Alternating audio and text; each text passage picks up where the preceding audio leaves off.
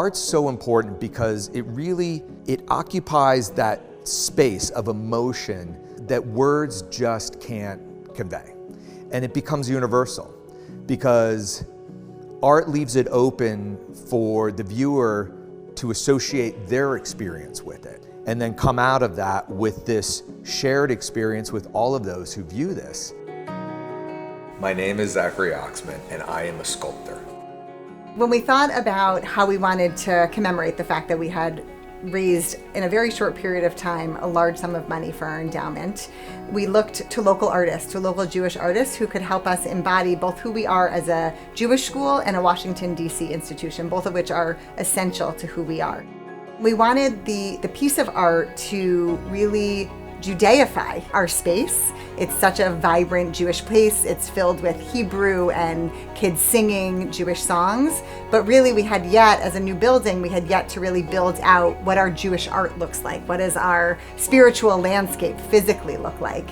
And so when we thought about bringing Zach into the picture for this piece, we really wanted the installation to elevate all of us. And we really wanted it to evoke several Jewish themes. The first theme that I went to was the theme of ner tamid, right? Because the ner tamid is something that is in every synagogue, above every aron, that reminds us as we pray that this will always be here, that it's not just for us, it's not just for the generation before or after, that we are committed for this to really be forever. We also thought about the themes of the ripple effects, right? That one person's act will ripple forward for generations to come, right? That someone in the middle could throw a stone and that ripple effect would be felt by kids down the road who don't know who that person is, but they've made an impact on their life. We're also a story as a school, this endowment, but also the way the school was built, is that every person counts. Whether you're one of the donors to the campaign, or you're someone who cheerleads for the school in another way, or you're a teacher, or you're a student, everyone brings their beauty to this endeavor.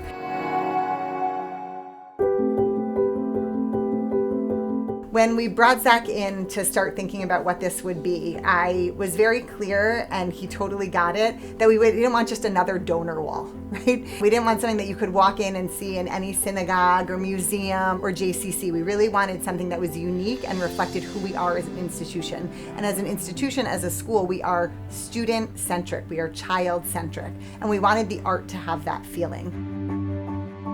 I often think of my art as more than just the end result, meaning that it's not just about the object, but I also try to think about technique that I'm going to use that actually infuses some of the energy of the idea I'm trying to convey. It's not just a tool, but it's actually part of the emotion. And so on a sculpture like this that I'm trying to capture movement, this dynamic, the wind, the air, the water, to literally create it in that state.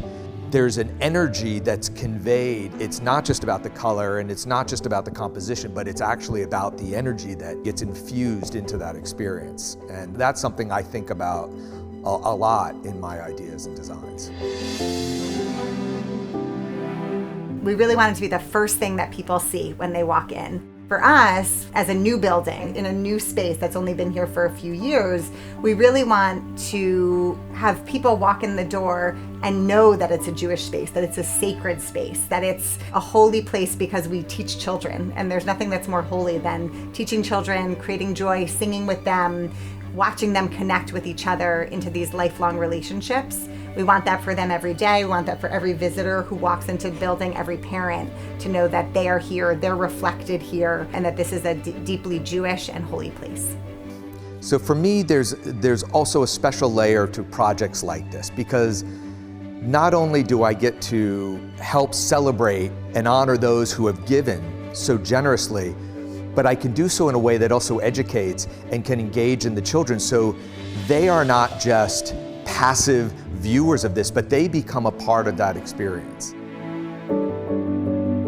Today we are here to mark a very special moment in MILTON's history. We are coming together to celebrate MILTON's Foundation for the Future endowment campaign and to thank all of you who have contributed to this very vital project. We are here because you and your support of MILTON. This is the story of a school that grew in size as organically and meaningfully as the hearts and minds of the children that have studied at MILTON. And today, we celebrate an important addition to our school narrative, one that comes from the time, energy, and resources that so many dedicated families have committed to Milton. At its core, if it can engage and inspire a child to wonder what this is and learn, I mean, that's the greatest gift that an artist can give.